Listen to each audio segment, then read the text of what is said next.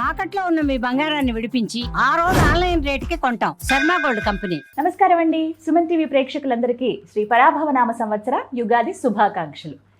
మరి ఉగాది అనగానే అందరికీ గుర్తొచ్చేది రాశి ఫలాలు.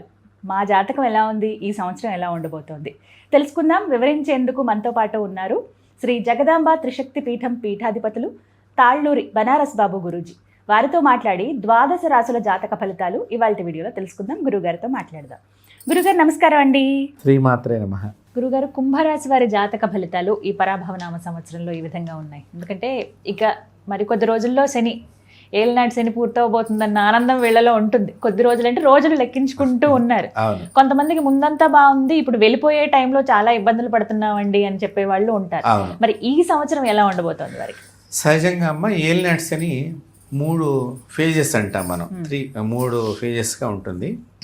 ఒకటి పక్క రాశిలో ఉన్నప్పుడు, మన పక్కనే ఉన్నప్పుడు ఇంటి ప్రభావం. అలాగే మనకు వెనక రాశిలో ఉన్నప్పుడు దాని ప్రభావం. అలాగే మన రాశిలోనే ఉన్నప్పుడు ప్రభావం. మామూలుగా ఏలినాటి శని అనేటువంటిది కనుక మీకు వచ్చిందనుకోండి, అంటే మీరు అడిగారు వెళ్ళిపోతోంది కొంచెం, ఇప్పటిదాకా బాగున్నాము మళ్ళీ దెబ్బతింటామా అని ఒక అనుమానము. ఇప్పుడు వెళ్ళిపోతుంది కదా, ఇప్పటిదాకా దెబ్బతిన్న వాళ్ళకి ఆనందం. అంటే ఏలినాటి శని ఎప్పుడైనా కూడా వచ్చేటప్పుడు లాభం చేసింది అనుకోమ్మా, వెళ్ళేటప్పుడు నష్టపడటానికి అవకాశం ఉంటుంది. అందుకని ఎప్పుడు వచ్చేటప్పుడు నష్టం చేస్తే బాగుండని కోరుకోవాలి. పోతూ పోతూ చాలా లాభం చేసి పెడుతుంది ఏలినాటి శని. కాబట్టి ఇక్కడ అది మనం ఆలోచన చేసుకోవాలి ప్రతి ఒక్కరు. ఒకటి, ఏదేమైనప్పటికీ కూడా భగవంతుడి ఆరాధన ఉంటేనమ్మా ఏ గ్రహమైనా కూడా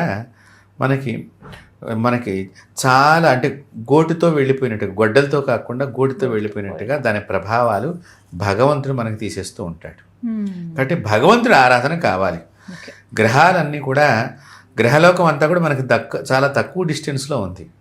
దానిపైన ఉన్న భగవంతుడిని కనుక ఆరాధన చేస్తే, గ్రహాలకు కూడా ఆయన నాయకుడు, మనకి నాయకుడే, గ్రహాలకు కూడా ఆయన నాయకుడే. కాబట్టి ఆ నాయకుడు అయినటువంటి ఆ పరమేశ్వరుడిని ఆరాధన చేస్తే కనుక మనకు అసలు బాధలు ఉండవు. నిత్యం మనం భగవంతుడి మీద కాన్సన్ట్రేషన్ తగ్గే ఈ సమస్యలు మనిషి.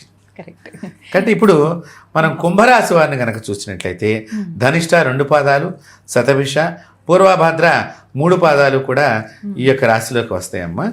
ఇక్కడ మనం చూసినట్లయితే కుంభరాశి వారికి పెట్టుబడులపై మంచి ఫలాలు అందుకునేటువంటి అవకాశం కనిపిస్తోంది. కొంత ఉద్యోగ వ్యాపారాల్లో అభివృద్ధి కనిపిస్తోంది. స్నేహ బాంధవ్యాలు పెరిగేటువంటి అవకాశం కనిపిస్తోంది. అలాగే వ్యవసాయ పరిశ్రమల రంగాల వారికి ప్రతిఫలాలు అందుకుంటానికి అవకాశం కనిపిస్తోంది. ఉన్నత విద్య ప్రయత్నాలు ఫలించేటువంటి అవకాశం కనిపిస్తోంది. పరిశోధన చేసేటువంటి రంగాలు, డిపార్ట్మెంట్ అంటే కొన్ని మనకి పరిశోధన అంటే ఇప్పుడు మనకి సైంటిస్టులు ఉన్నారు. నాసా ఎట్లాగైతే అక్కడ అమెరికా వాళ్ళకు ఉన్నదో మనకి ఇక్కడ మన దేశంలో శాస్త్ర సాంకేతిక రంగానికి సంబంధించినటువంటి మనకి ఇస్రో సంస్థ, పరిశోధన సంస్థ, దానిలో పనిచేసేటువంటి వాళ్ళు కుంభరాశి వాళ్ళు కనుక ఉన్నట్లయితే వాళ్ళకి చాలా అనుకూలతగా ఉన్నది అని చెప్పుకోవచ్చు మనం. అలాగే పెద్దల ఆరోగ్యం కూడా ఈ కుంభరాశిలో వాళ్ళకి కొంచెం, అంటే కొద్దిగా బాధలు పడి ఉన్నాము, ఏదో సమస్యలు వచ్చినాయి, టెన్షన్ ఉంది, అది కొంచెం తగ్గే అవకాశం కనిపిస్తోంది. అలాగే గురువు యొక్క అనుగ్రహాన్ని చూసుకున్నట్లయితే ఈ సంవత్సరం వీళ్ళకి కొన్ని పనులు వాయిదా వేసుకోవటం మంచిది. శాస్త్ర విజ్ఞాన రంగాల వారికి ప్రోత్సాహకరంగా ఉంటుంది. పిల్లల వృత్తి, విద్య, వివాహ విషయాల్లో అభివృద్ధి కనిపిస్తోంది.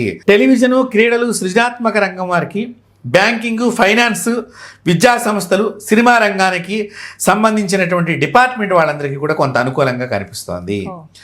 అలాగే ఈ సంవత్సరంలో వీళ్ళకి గురువు వక్రగమనంగా ఉండటం మూలకంగా జరిగేటువంటి లోపం ఏంటి అంటే ఆర్థిక సమస్యలు తలెత్తుతాయి. అట్లా చూపిస్తాడు వీళ్ళకి. అనుకోని ఆటంకాలు ఏర్పడతాయి.